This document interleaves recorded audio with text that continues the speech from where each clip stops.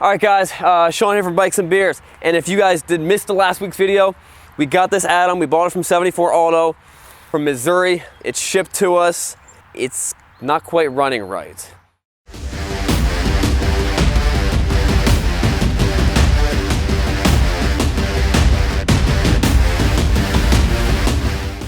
I'm gonna tell you everything that's wrong with the Atom. We've had it for about a week. We got a chance to dive into it a little bit more. So this front piece, crack in it, big crack in it, no big deal.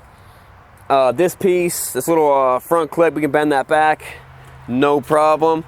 And then it does have some more fiberglass right there that's broken. It's got a piece of fiberglass right down here that should connect to there. That's broken. And then it's got this right here in the tub that's broken. Now when we got this, the first thing we did was it had really bad smelling gas. We flushed it out, put better gas in it.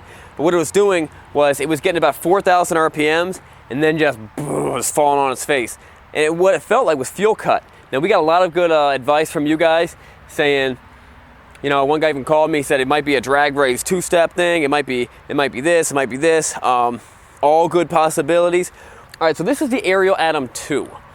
This was made by Bramo. They made about 150 of them. I think I said before, Jay Leno has the exact same car. His VIN number is 0001. That's the first production of the run, and this one is 50. Now I only knew that from the listing of when we bought it from. At the time when we were working on this, we couldn't find the VIN plate number. So this is with they made about 10 of these that had the Honda VTEC motor. And then all the other Bramo ones had the GM LSJ 2.0 supercharged, which is the same motor in the Saturn Ion Redline, but also the Chevy Cobalt SS. Same variation of the motor they put in the Slingshots, and also in the DF Goblin. So it's a great motor. They make a lot of power. It's just a great tuner and off-road engine. So it was not running good. It hit about 4,000 RPMs, fall on its face. I'm not a mechanic. I changed the fuel out. That was probably about the extent of what I know how to do. So what we did was, it's basically a Chevy-ish motor. It's a power plant of a Chevy. So we called our local Faulkner Chevy dealership, and they said they'd look at it. All right, so we're gonna load up, take it to the mechanic. I don't think it's gonna scrape at the bottom, but it might. You want to hold it? All right, now watch this side and keep top.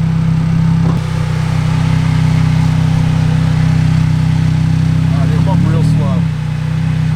Let's just put the other ramps down. Yeah, honestly, that's what I would do. It's gonna be way too close.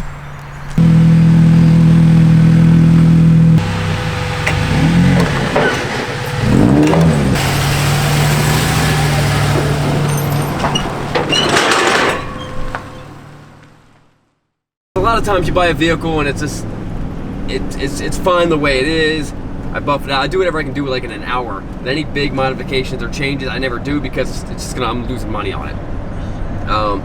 But the Atom's gonna be different. I'm probably gonna wear tires today, order whatever parts I need. I just got an email from a company called Skunk Works. They're in the UK and they make a lot of aftermarket parts for the Atom. And they make a fiberglass bonnet, and they make the whole nose cone. They make the spoiler and the front splitter and stuff like that. So that I think I can get all the parts that I need for like maybe $1,500, $2,000. That'd be sweet. Tank straps. Only dyno straps I use to transport my Ariel Atom.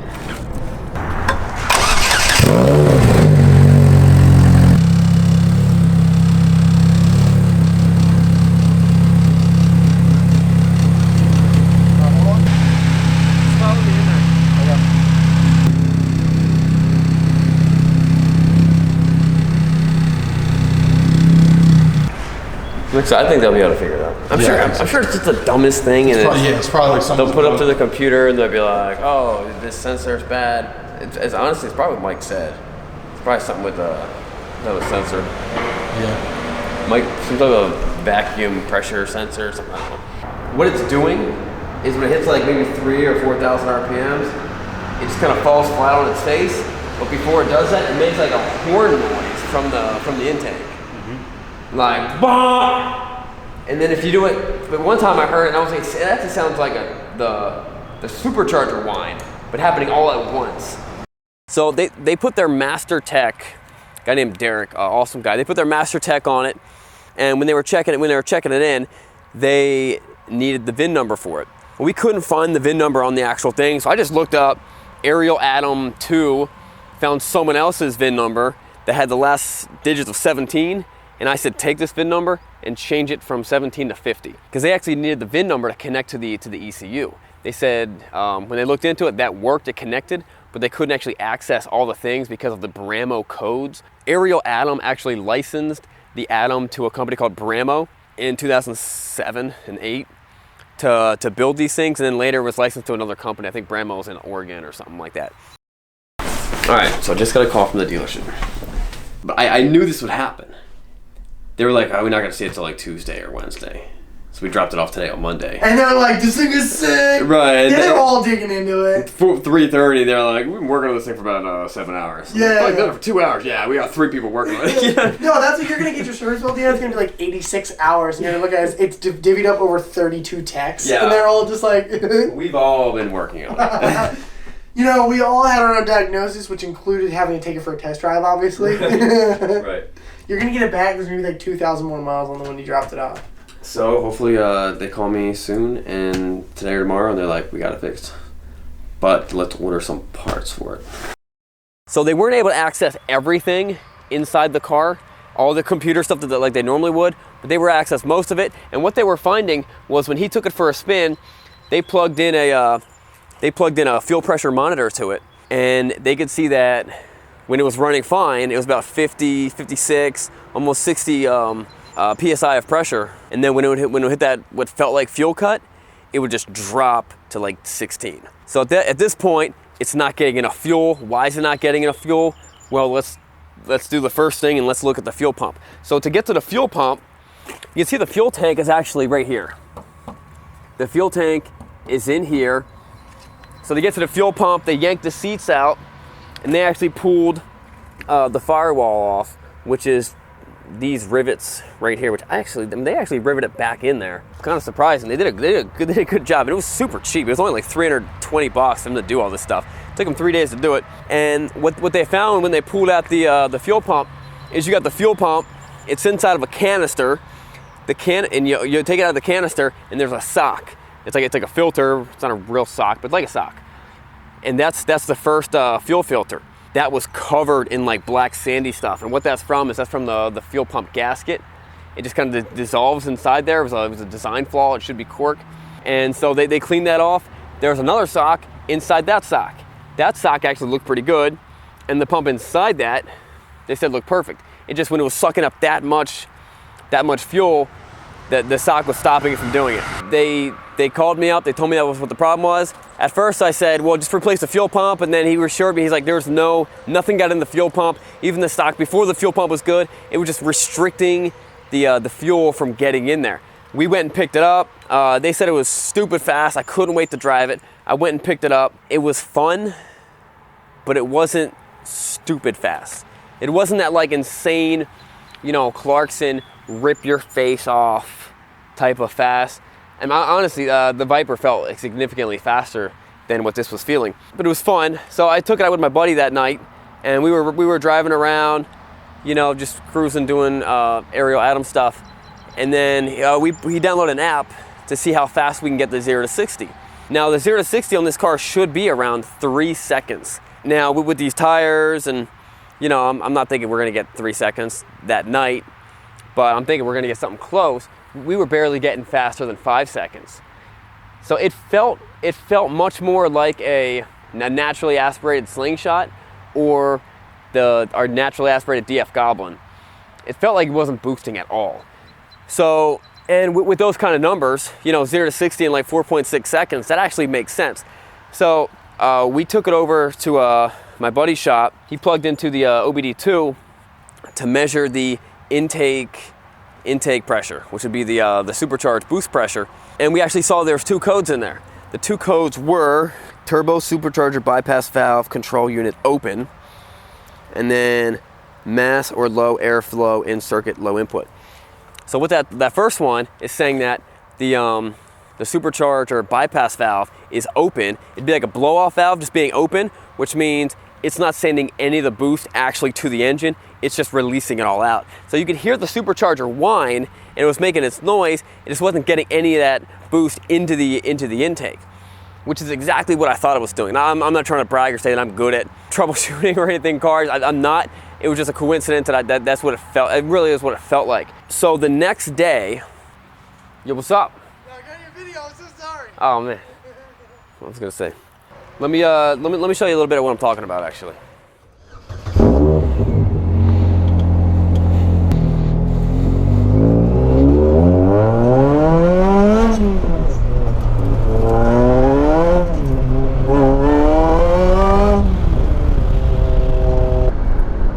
So the next day I wake up and I actually took my son to school.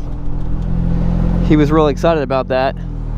The next day I wake up, I'm driving it, and I'm like, man, this thing's running really good. This thing's running. Now there's still something going on with there. It'll do a little stutter. So I gotta check engine light again. But it was running really good. And I'm thinking, man, this, I don't know, maybe something solved. So I called my buddy Mike, and what he was thinking, he's like, well, maybe it kind of went into a limp mode. You know, it sat for a while, had bad gas in it, wasn't running right. It was getting like fuel cut, you know what I mean? Something like that's got to throw a check engine light and throw it into a goofy mode. That's what we think happened. So then it was running really good the next day. It was consistent. The day before, I would every once in a while I'd be like, whoa, that feels pretty good. Then the other times I'd be like, wow, it's kind of what's going on. So at this point, I want to figure out what kind of boost is it actually pushing out. Now I know stock Chevy Cobalt SS is supposed to be pushing around 12 pounds of boost. I'm assuming this is going to be a little bit more. Not really sure how much more. So what we did was, I took this thing for a spin. Well, first we cleared the codes. And then I took this thing for a spin, and it was running really, really good. And we were measuring the boost, and it was coming in about 15 pounds of boost, which is, you know, 3 pounds more than stock. And for a light car like this, felt really, really good. I'll show you what it felt like. It felt a little bit like this up here. Hold on. It felt just a little bit. And we'll just get up to the speed limit like this.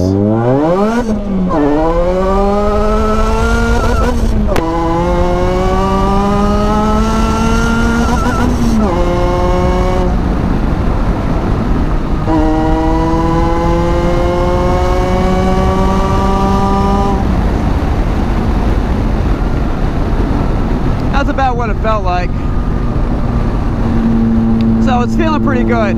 I do want to get a boost gauge on here so I can measure that. And I'm also trying to figure out what else has been done to it. There are some modifications it's really important to do, and there are other modifications that are just more for power. What sucks is I don't know where your angle is, but from my angle, I actually can't see my tachometer, the top half of my tachometer, or the top half of my speedometer, because of where the steering wheel is. If the steering wheel is a little bit bigger in diameter, maybe I could, but then it might get in the way of other stuff. What's incredible about this car, and even with bad tires, and even though I don't feel, I don't know it very well, the handling is insane. There's no weight really throwing you around. And when the back end kicks out, it's just like a go-kart. It's like you're driving a go-kart where, you know, it kicks out a little bit and then it straightens back in just perfectly. It makes you look like you know what you're doing. We got all the lights and everything working.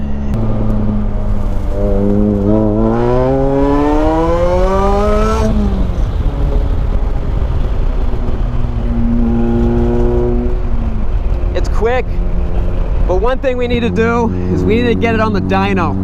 I want to see what kind of power it's putting out. I'm going to guess around maybe I doubt it's more than 250. I'd be very surprised if I hear that it's more than 250. I would like this thing, I think 350, I might be happy. Let's go back to the shop. I wanted to show you something.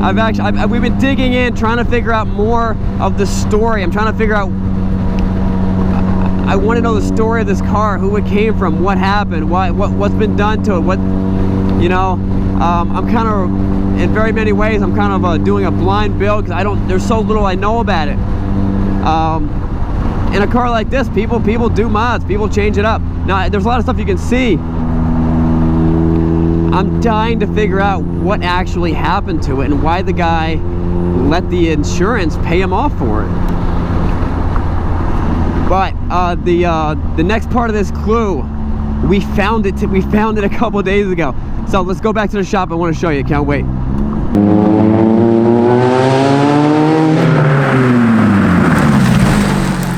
All right, so let's go see that thing I wanted to show you guys on the computer. It's also apparently leaking a little bit of coolant. I'm not sure where it's coming from, but we'll have to figure that out. So when I was talking to the guys from 74 Auto, and I asked them some information about it, and they said, "Why don't you just look up the Bring a Trailer listing?" And I was like, "Are you kidding me? It was on Bring a Trailer?" So I looked it up. What we find is that that's our Atom. It used to be orange. That piece is still orange. It's missing that. Where'd that go? It's missing that. Where'd that go? Same wing. Where are those tires at? And we started digging into this. And when was it? In June 27, 2018, this car sold for $45,000. It had 21,000 miles on it. Now it has like 500 more than that. So it may have just had a lot of people, like, you know, estimate down. So who knows how long the guy who bought it had it. The engine was rebuilt in early 2018 with new valves, seals, piston rings, rod bearings, top end, gaskets, hardware. Atom has 2 sets of tires and wheels. Those tires are destroyed, pretty much. There's a video of the guy driving the Atom, and there's him rebuilding the engine. He also shows the Carfax, and it had about 1,000 miles on the fresh rebuild. So I'm also going to assume that when you pull the engine out, you're going to put a new clutch in there. I don't know what modifications he did to the engine. And then here's just every picture from every possible angle. I want to know where those wheels are at. Somewhere, okay, so somewhere those wheels exist. Somewhere that cowl exists. Because I bought that piece, and I bought that piece online and from the UK, from a place called Skunk Works, and they're shipping it over to me. But if we can find the original ones, I mean, all the damage was right here, so nothing would have happened to that in that piece. And there's an extra set of wheels floating around somewhere. It's rocking the Montana tag. So what we did was we called that company AMR Performance, and they actually do dyno tuning. They couldn't give me any information on who it is, but they did say that Atom was at their shop at some point in time in the past 2 years. I contacted Bring a Trailer. They would not give me this guy's information. I contacted that AMR place. They would not give me his information. I said, "Here's my number. Can you call him and give it to him and say, hey, the guy that has your Atom now wants to talk to you." So what we know is that at this point, the Atom was in perfect shape. The Atom was in great shape, fresh engine, fresh rebuild. Somewhere between 600 miles from this guy selling it and me buying it, someone bought it for $45,000, kind of wrecked it. I mean, it's just fiberglass work. And then an insurance company bought it from him. Who knows what the payout was. And then it ends up with me. So I want to talk to this guy, see what he did to it. And I also want to talk to the guy who bought it and see where those extra parts are. See where the extra parts are and see what happened to it and see why he sold it. And there's a lot of information, but we're getting close. I'm super excited. And we ordered that front nose piece, that front bonnet, and then the back piece, like maybe some other small stuff. And then I'm gonna grab show my tires real quick.